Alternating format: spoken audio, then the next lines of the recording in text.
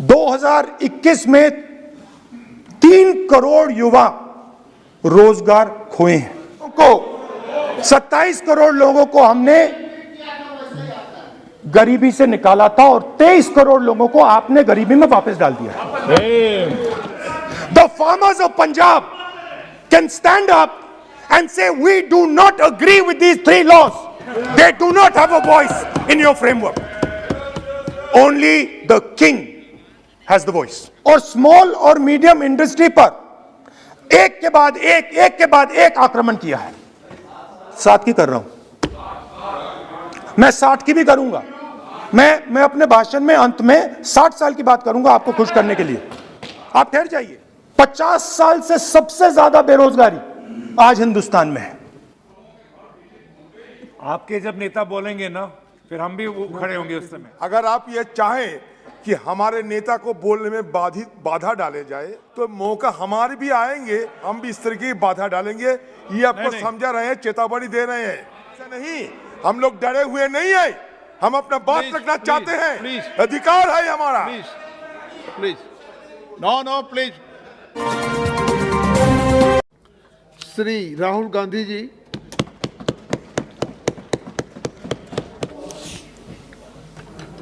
दो हिंदुस्तान बन रहे हैं, एक अमीरों का हिंदुस्तान और दूसरा गरीबों का हिंदुस्तान। और इन दो हिंदुस्तानों के बीच में खाई बढ़ती जा रही है। आपने अभी देखा होगा, अभी 2 स्पीकर्स ने बात की, मगर आपने यह नहीं कहा कि रोजगार ढूंढने के लिए उत्तर प्रदेश में, बिहार में रेलवे की नौकरी के लिए वहां पे युवाओं ने क्या किया और क्या हुआ, इसके बारे में आपने नहीं बोला। गरीब हिंदुस्तान के पास आज रोजगार नहीं है। प्रेसिडेंशियल एड्रेस में बेरोजगारी के बारे में एक शब्द नहीं था। और पूरे हिंदुस्तान में आज हिंदुस्तान का युवा रोजगार ढूंढ रहा है। हर स्टेट में, उत्तर प्रदेश, बिहार, सब जगह हिंदुस्तान का युवा एक ही चीज मांग रहा है, रोजगार हमें दे दो। और आपकी सरकार नहीं दे पा रही। आपको मैं आंकड़ा देना चाहता हूं। इस पिछले साल 3 करोड़ युवा रोजगार खोए हैं। आप बात करते हो रोजगार देने की। 2021 में 3 करोड़ युवा रोजगार खोए हैं।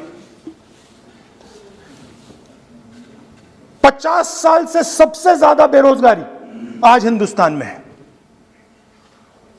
आपने मेक इन इंडिया की बात की, स्टार्टअप इंडिया की बात की, मगर जो रोजगार हमें, हमारे युवाओं को मिलना चाहिए, वो नहीं मिला, और जो था वो गायब हो गया। और ये सच्चाई है, और इस सच्चाई को आप भी पहचानते हो, क्योंकि आपने भी अपने भाषणों में रोजगार के बारे में कुछ नहीं कहा। कितना रोजगार पैदा किया गया है, किस प्रकार किया गया है, उसके बारे में आपने नहीं बोला।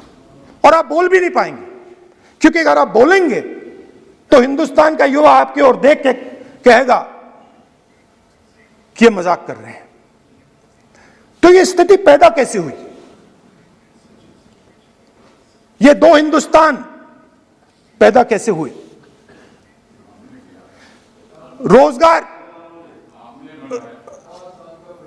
रोजगार स्मॉल और मीडियम इंडस्ट्री और जो हमारा इनफॉर्मल सेक्टर है, उधर बनता है। लाखों करोड़ रुपया आपने उनसे छीनकर हिंदुस्तान के सबसे बड़े अरबपतियों को दिलवा दिया। आपने पिछले 7 साल में अनऑर्गेनाइज्ड सेक्टर और स्मॉल और मीडियम इंडस्ट्री पर एक के बाद एक आक्रमण किया है। सात की कर रहा हूं, मैं 60 की भी करूंगा। मैं अपने भाषण में अंत में 60 साल की बात करूंगा आपको खुश करने के लिए। आप ठहर जाइए। असंगठित जो सेक्टर है उस पर आपने आक्रमण किया। कैसे किया?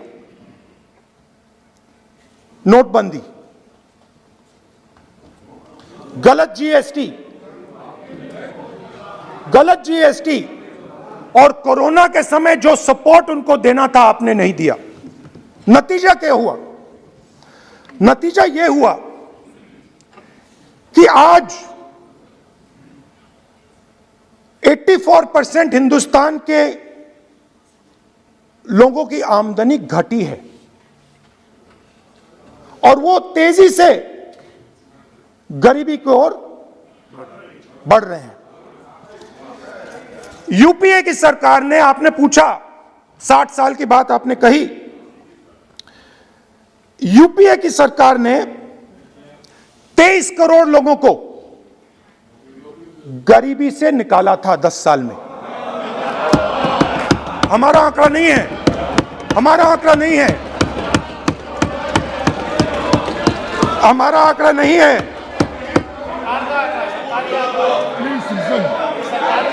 सब जानते हैं। आप हंसिए, हमारा आंकड़ा नहीं है, यह सच्चा आंकड़ा है। 27 करोड़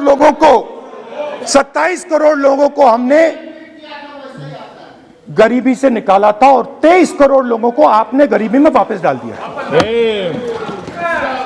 और हो क्या रहा है? फॉर्मल सेक्टर में मोनोपोलीज बन रही हैं। किसी भी आप सेक्टर में देखिए, और सबसे 2 मोनोपोलिस्ट के बारे में थोड़ा सा बोलूंगा। उसको वो कोरोना के समय अलग अलग वेरिएंट्स आते हैं ना, डेल्टा, ओमिक्रॉन, वो AA वेरिएंट है।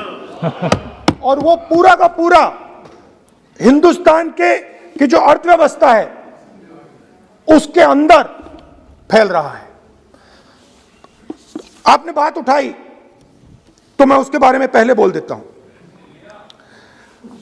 एक व्यक्ति को, नाम नहीं लूंगा, एक व्यक्ति को हिंदुस्तान के सब पोर्ट्स, ब्रांड का नाम अडानी ब्रांड है वो, ब्रांड, हिंदुस्तान के सब पोर्ट्स, हिंदुस्तान के सब airport, power, transmission, mining, green energy, gas distribution, edible oil, जो भी हिंदुस्तान में होता है उधर अदानी जी दिखाई देते हैं।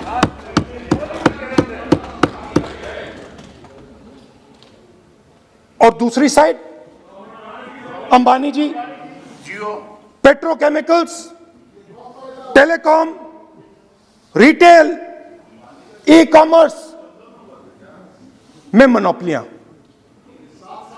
तो पूरा का पूरा धन जो है चुने हुए लोगों के हाथ में जा रहा है। और आपने जो असंगठित सेक्टर को खत्म किया, देखिए अगर आप इनफॉर्मल सेक्टर को खत्म कर देते और मैन्युफैक्चरिंग जॉब्स आप क्रिएट कर देते तो फिर इतनी प्रॉब्लम नहीं आती, फिर 2 हिंदुस्तान नहीं बनते। मगर आपने क्या किया? आपने असंगठित सेक्टर को खत्म कर दिया। नोटबंदी, जीएसटी, कोरोना, सारे के सारे जो स्मॉल और मीडियम बिजनेस हैं उनको आपने बंद कर दिया। बोलने दीजिए, बोलने दीजिए। सारे के सारे जो स्मॉल एंड मीडियम इंडस्ट्री है आपने उसको खत्म कर दिया, नष्ट कर दिया। अगर आप उनकी मदद करते, और अगर आप उनकी मदद करते, उनको सपोर्ट देते, तो फिर मैन्युफैक्चरिंग सेक्टर तैयार हो सकता था। मगर जो लोग आपका मैन्युफैक्चरिंग सेक्टर बना सकते थे उनको आपने खत्म कर दिया। आंकड़ा है यहां पे, पिछले 5 साल में मैन्युफैक्चरिंग जॉब्स 46% कम हुए हैं.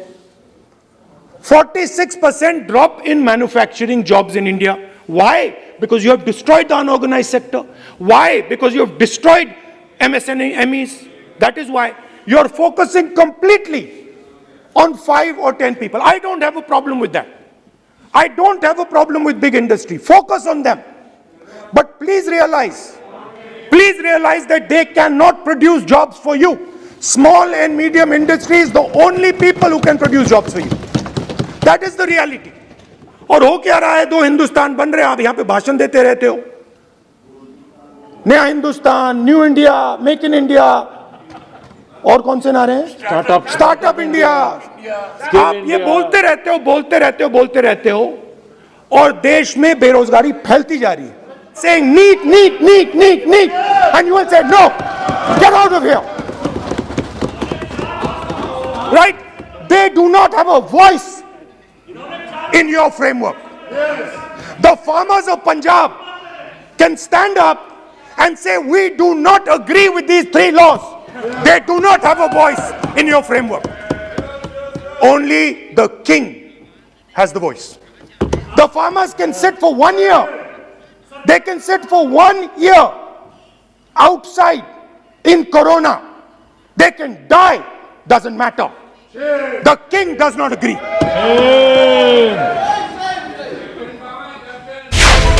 मिलेट टाइम्स को आपकी जरूरत है.